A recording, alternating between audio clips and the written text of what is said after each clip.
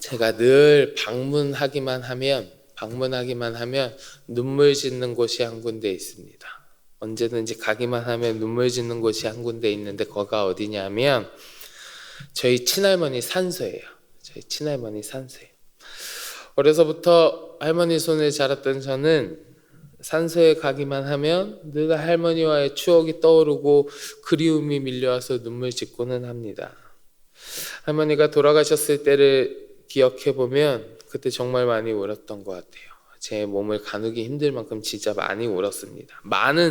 저희 할머니가 많은 손자 손녀들이 있는데 그 중에서 유일하게 제가 할머니 손에 자랐던 손자였기 때문에 할머니는 저에게 있어서 더 특별한 존재였고요. 그래서 그런 할머니와의 그 이별의 슬픔은 제가 감당하기 정말 어려운 슬픔이었던 것 같아요.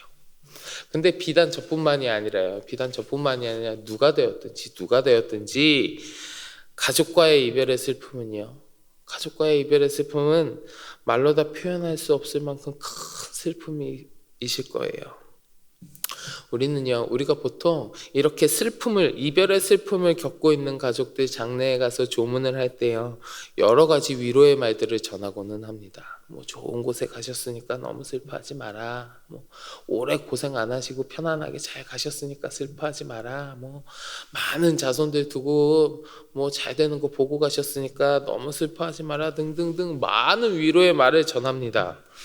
유가족들한테 그렇게 많은 위로의 말을 전하기는 하는데, 그런데 그런 위로의 말을 듣는다고 해서 그 슬픔이 없어지진 않아요. 담임 목사님께서도요, 장례 때 설교하실 때 이러한 경험에 대해서 한번 이야기를 전해주신 적이 있었는데, 저도 할머니 장례를 치르면서 수많은 위로의 말들을 들었었지만 결국에 이러한 슬픔 앞에서 저에게 진짜 위로가 되는 말은 무엇이었냐?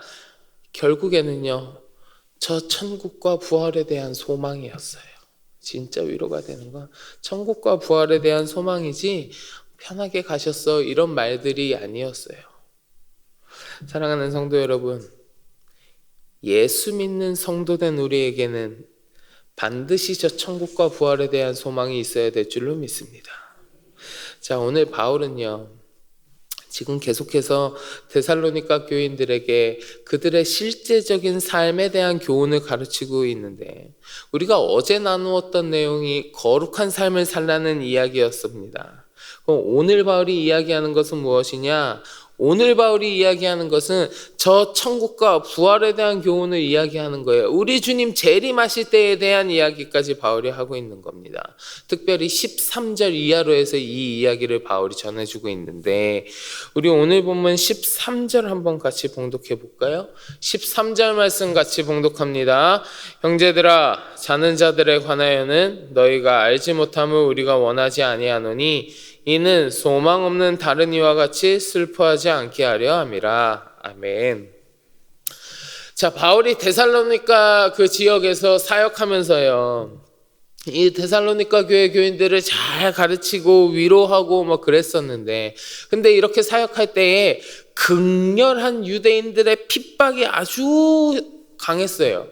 그 유대인들이 와서 바울을 핍박하고 방해하고 그랬습니다. 그래서요, 바울 일행이 자신들이 생각했던 것보다 훨씬 빨리 그 데살로니가 교회를 떠나고 말았습니다. 그래서 주님의 재림과 관련된, 이 부활과 관련된 여러 가지 교훈들을 충분하게 그들에게 가르칠 여유가 없었어요. 그 결과 어떻게 됐느냐? 데살로니가 교인들 가운데는요, 주님의 재림에 관한 바울의 가르침을 정확히 이해하지 못하고 오해하는 자들, 우리 주님의 재림에 관하여 오해하는 자들이 덜어 있었던 것 같아요. 주께서 재림하는 그 재림이요, 그 부활의 때가 당장에 임박한 것으로 생각하고 흥분된 마음을 가지고 일손을 놓고 현실의 삶을 경홀히 여기는 사람들도 있었습니다. 또 같은 맥락에서 어떤 사람들은 주님이 재림하시기 전에 죽은 자들, 당장에 이제 임박했는데 그 전에 죽은 자들, 자신들의 가족들이나 교우들을 보면서 무척이나 낭망하고 상심하기도 했습니다. 주님이 재림하시기 전에 죽은 성도들은 고생만 잔뜩 하고 영광된 저 천국 잔치에는 참여하지 못한다. 살아서 주를 영접하는 그 성도에 비해서 많은 불이익을 당한다. 이렇게 믿고 있었어요.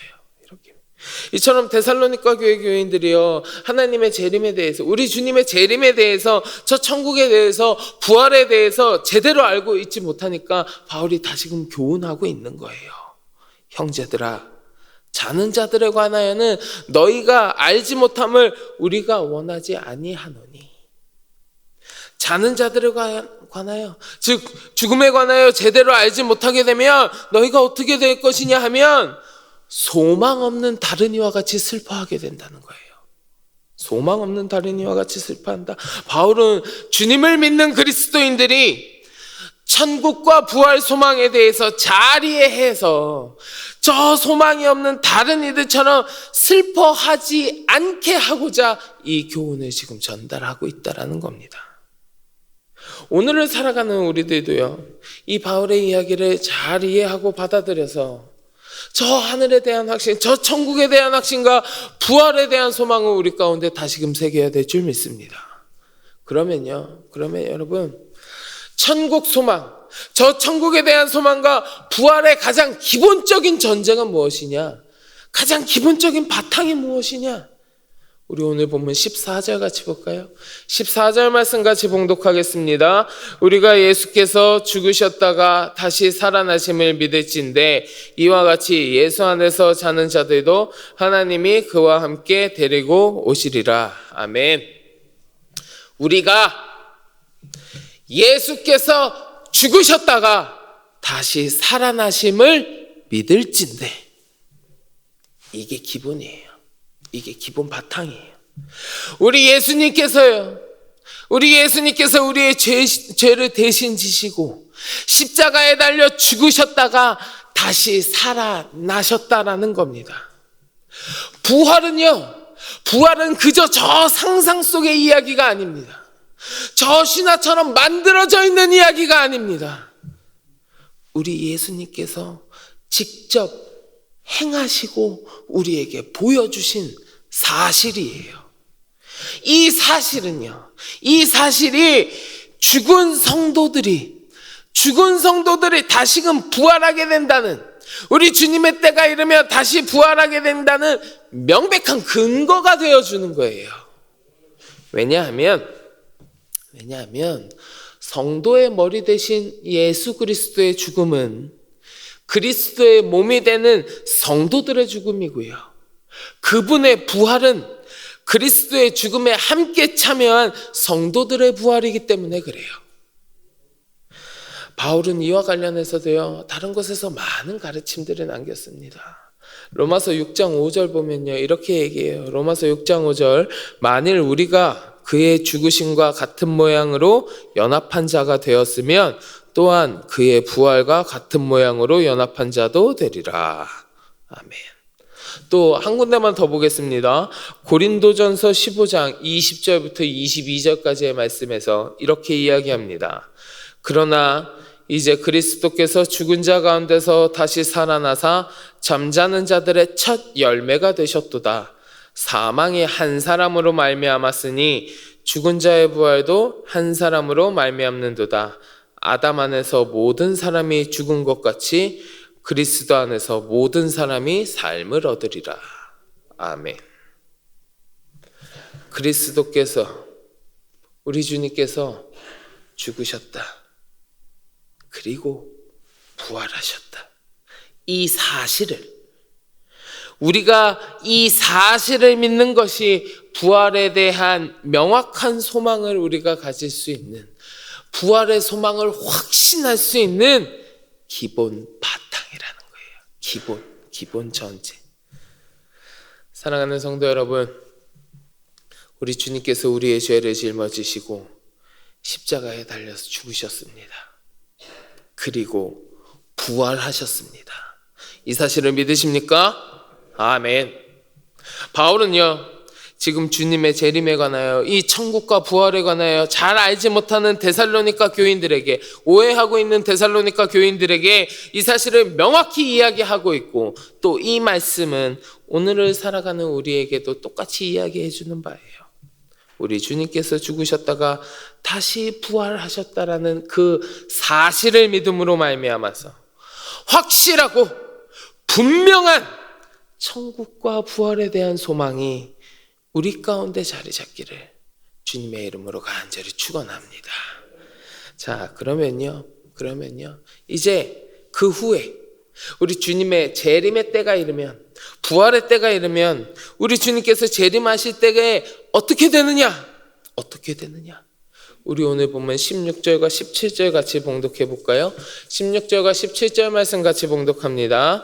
주께서 호령과 천사장의 소리와 하나님의 나팔 소리로 친히 하늘로부터 강림하시리니 그리스도 안에서 죽은 자들이 먼저 일어나고 그 후에 우리 살아남은 자들도 그들과 함께 구름 속으로 끌어올려 공중에서 주를 영접하게 하시리니 그리하여 우리가 항상 주와 함께 있으리라. 아멘.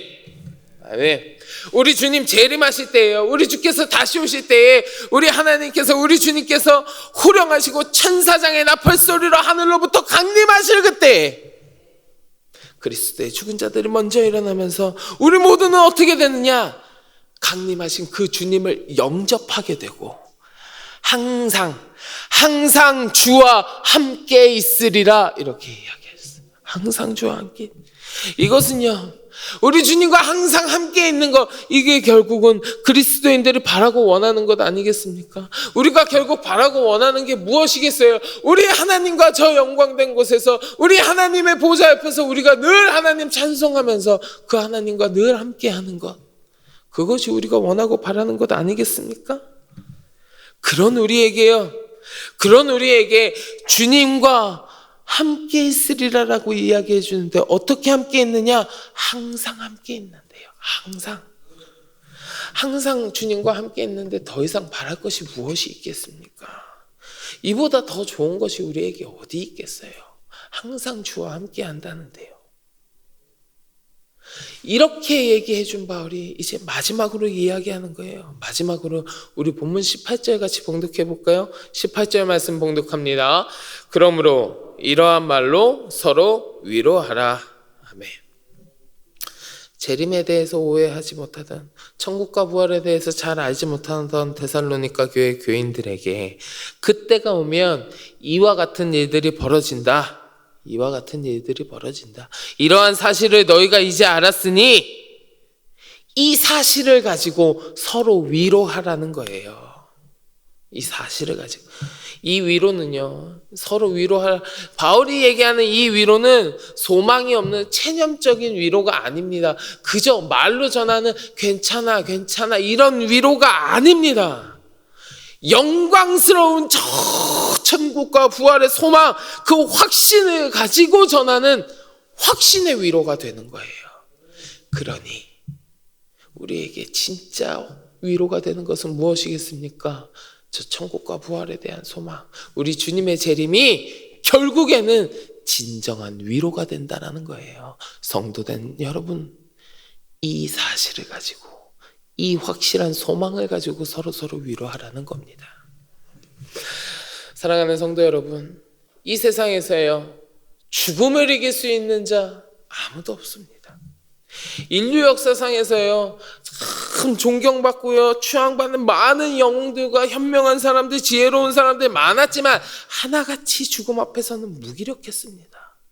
그러나 오직 단 한 분, 독생자 예수 그리스도만이 무덤에서 부활하심으로 모든 죽음의 권세를 정복하셨습니다. 사망의 쇠사슬을 여지없이 깨트리셨습니다. 바로 이 분명한 사실의 근거에서, 이 사실의 근거에서 그리스도와 연합된 성도들은 부활의 소망을 가질 수 있게 된 겁니다.